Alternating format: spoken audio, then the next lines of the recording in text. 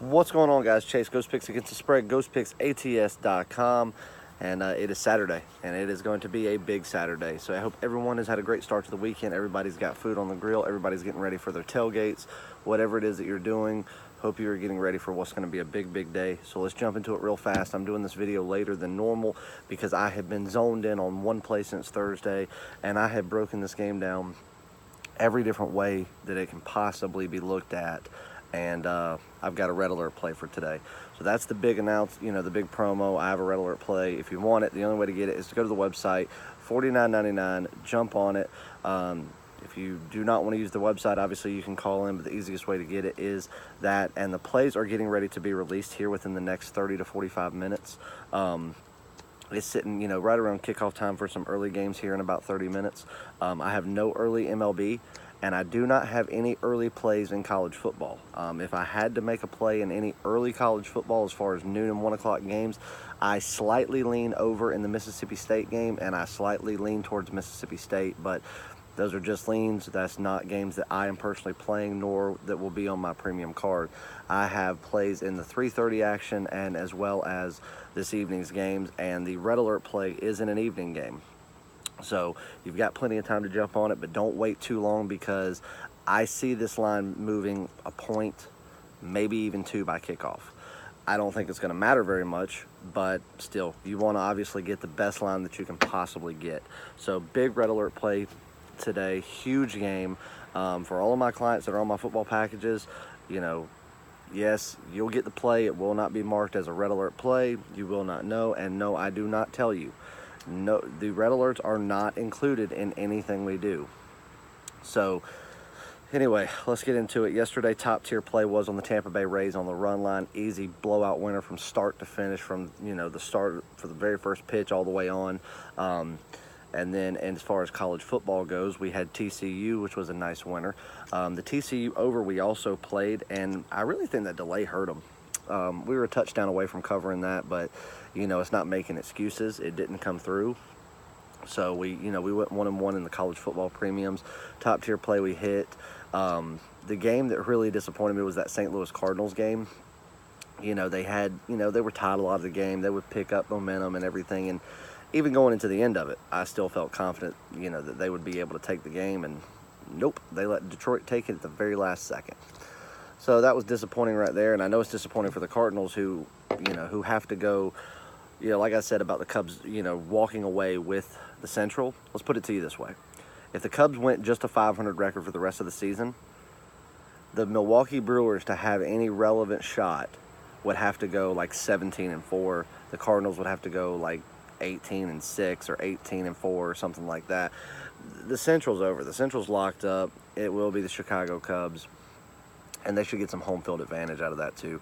So anyway, didn't do that. The Phillies ended up squeaking out a little win. That kind of impressed me last night. I really thought the Phillies were done for, but them squeaking out a nice late win, that was pretty impressive. I'm telling you right now, they're fighting. They're fighting. They want Atlanta, and they want them bad. Not much time left. So Philly's one of the teams you really need to look out for, that's really going to go out there and make changes and sacrifices and do whatever it takes to see if they can't catch Atlanta in the NL East. So pay attention to that. But anyway, we're going to have some announcements tomorrow on a top tier special that I'm going to be running, but I'm not going to run it today.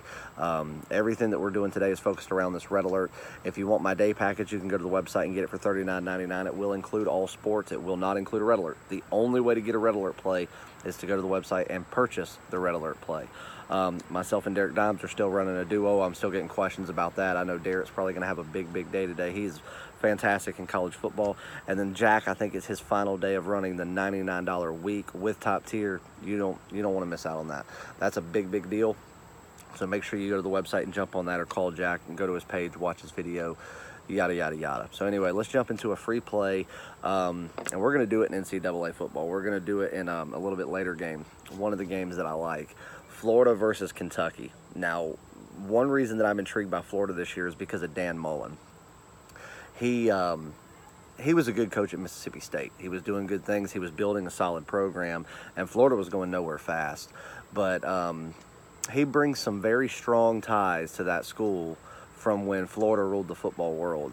And he's not a scared coach. He was already playing in the toughest conference in football and the toughest division in the West.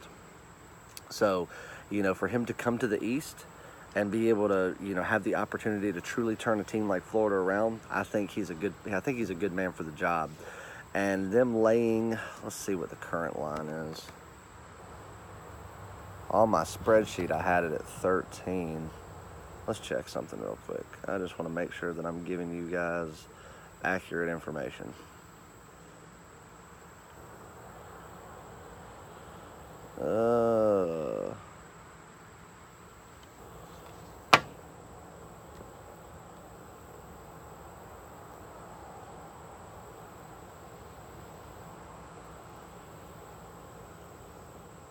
Yep, that's what I'm seeing. I'm seeing Florida minus 13.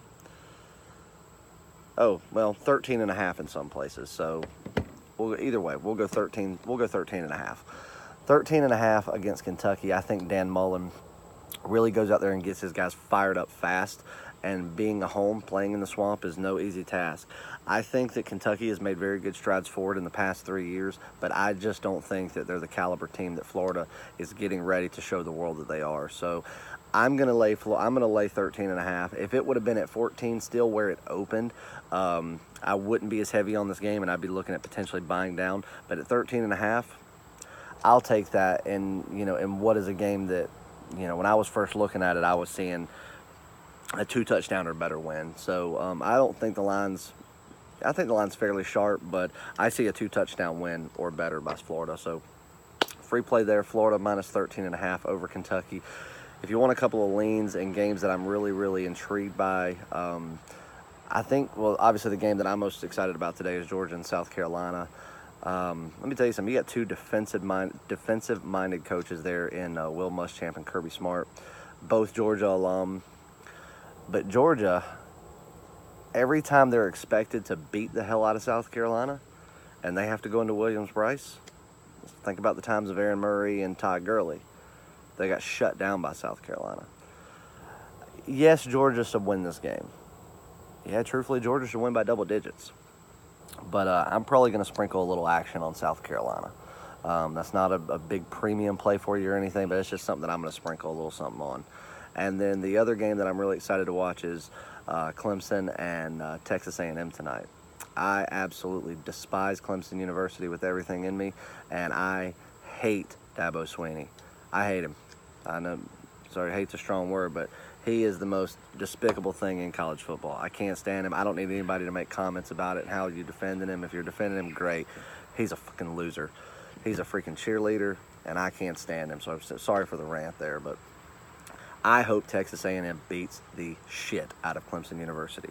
But here's a couple of key factors. You're going into one of the biggest snake pits in all of college football. You're going into College Station, Texas, home of the 12th man, one of the loudest places that you'll ever be. I've been there. I've been there when they beat the hell out of South Carolina. And guess what? I've been to Clemson more times than I can count. I go there every other year. I'll be there this November when they play South Carolina. I frequent the wannabe Death Valley. And don't get me wrong, they're loud.